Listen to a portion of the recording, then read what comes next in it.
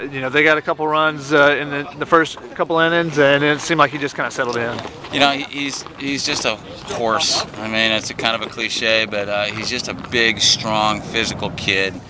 He has all the mental attributes, you know, to be a big league starter. I think he's going to be in somebody's rotation, and yeah, he's settled in. I mean, he threw a lot of pitches in the game, but early on, you know, he's at 60 pitches after, you know, whatever, you know, 4 innings or something. And there's another guy that I did that with back in '92 when we won the Cape League Championship, Steve Duda. You know, some of your listeners will remember him. He threw 140 in a Cape League Championship game, but the last 4 or 5, you know, I mean, we're all like, you know, 10-pitch innings, 12-pitch innings. I don't know how many David retired in a row, but he really got a groove. And when it's a less stress, you know, kind of end of the game like that, I think guys can really do that once a week.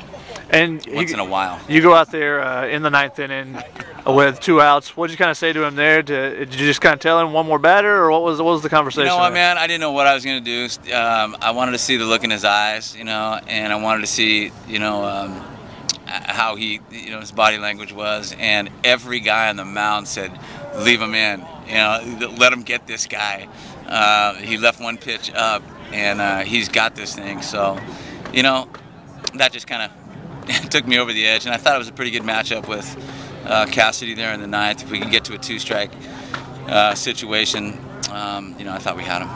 And for you guys to finally get a win against Colin Wellman, a guy that's, you know, kind of been the nemesis for you. I think he came in with like a .38 ERA or something crazy against you guys. Mm-hmm. How relieving was it to see you put up a couple runs early and just say that, hey, this guy is kind of actually human against us? He wasn't the same guy today, you know, that we've seen in the past. He threw a complete game shutout maybe last weekend against Portland. So he went 9 stressful innings. And, you know, I didn't think he was who, you know, we've seen in the past. You know, and we have a guy, Ben Wiley, you know, grew up with him, was 0-7 against Wellman, you know, coming in. So he hit a home run off him. So he's, you know, he got him back. As we said, I hope you guys aren't competing for the same job someday, you know, or the same girl. So, but Colin's a competitor. He's one of the best in the league ever, and he just didn't look like himself tonight. And you moved around the DH. I heard you switched it a couple times before the game, and then you end up making a move, you know, in the first at bat there to go with Riley Adams. Big 2-run homer to kind of give you that some breathing space there. Right. The 7th inning, I believe, 8th inning. Mm-hmm. You know, why did you kind of make the decision to go with him when the DH came up in the lineup? Well, we're going to go with him the whole time. You know, it's just when you're on the road and you bat your DH, you know, down so far. If it's first and second, nobody out, you know, then we would use another guy to bunt him over. You know, if it's an RBI situation or nobody on, then we would go to Riley. And you've used a number of different guys this year. Are you kind of getting a feel for the guys that are going to, you know, carry you down this last, you know, stretch run here?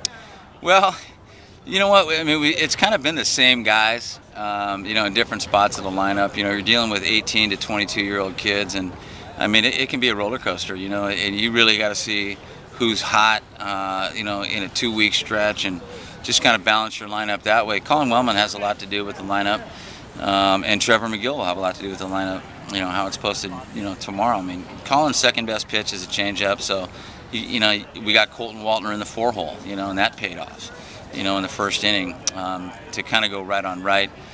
So it's just it's a day-to-day thing with these young people, and these guys have responded.